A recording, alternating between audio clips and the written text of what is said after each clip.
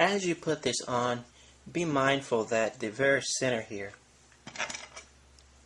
where you have your groove, your hobbed bolt here, it has to be very much on the center.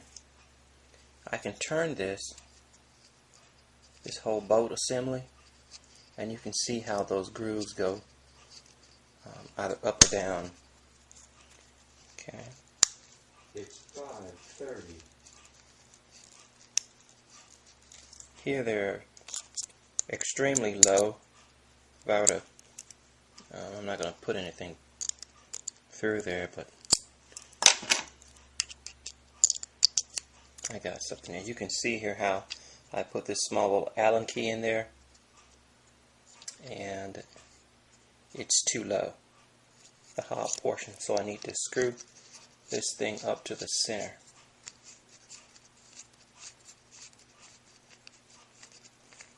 To where it's centered.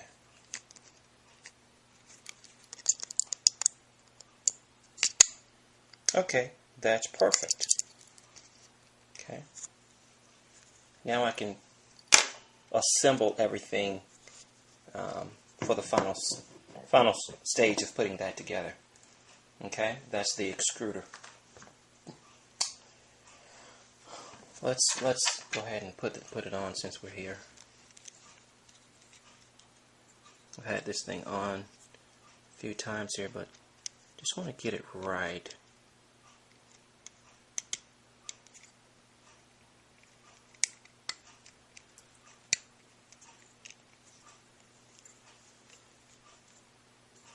There is a tolerance here for the spacing here as it meets, these two pieces meet. I want to make sure they're not rubbing together. Their directions say 1/2 millimeter, so good luck on getting that measurement.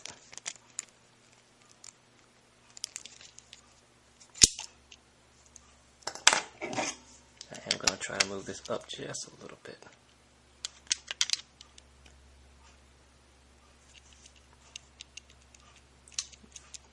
I do believe I have my 1/2 millimeter.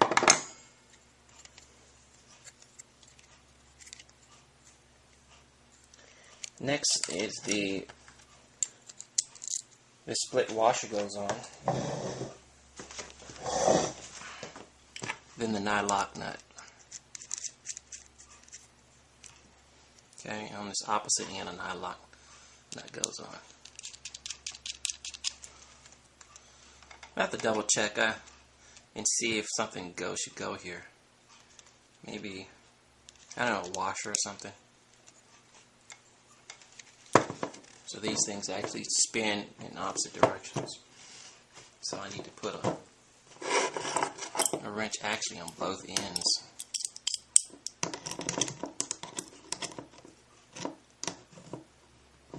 To get that to work. Let me read the instructions here.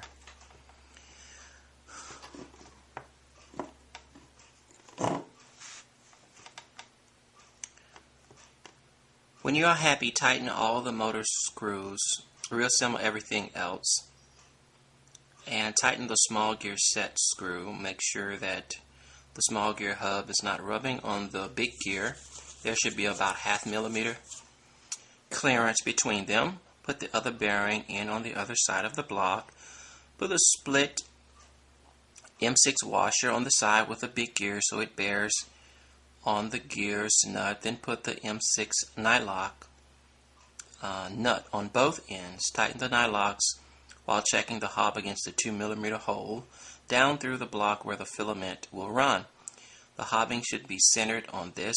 Undo or do up the big gear with its nut and the 2 nylocks until this is so. Don't tighten the nylock so far that the gear's stud and motor can't rotate freely.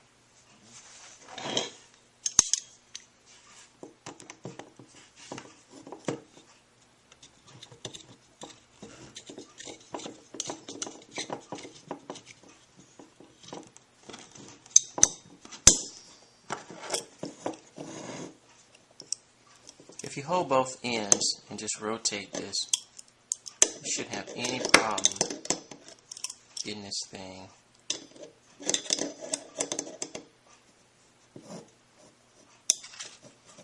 not to move.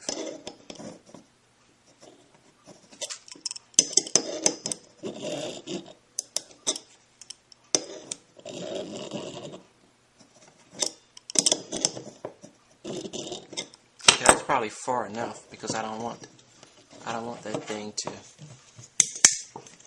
not move, to bind so much that it won't move.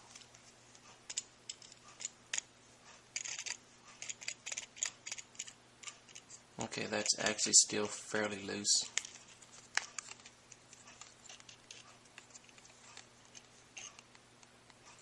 And I do have my half a millimeter space at the top. I can barely see space there. Barely see light at the end. But I need to tighten this down more. So that's going to be a little tricky, I think. What is up with that? Because when I turn this, the other side moves. So this is interesting.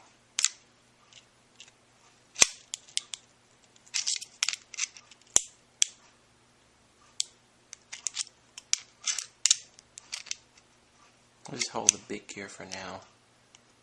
What is going on? Is something breaking? Oh, it's unscrewing the top. I see what's going on. It's unscrewing the top. Well, what I'm going to do is I'm going to go ahead and take the top off then.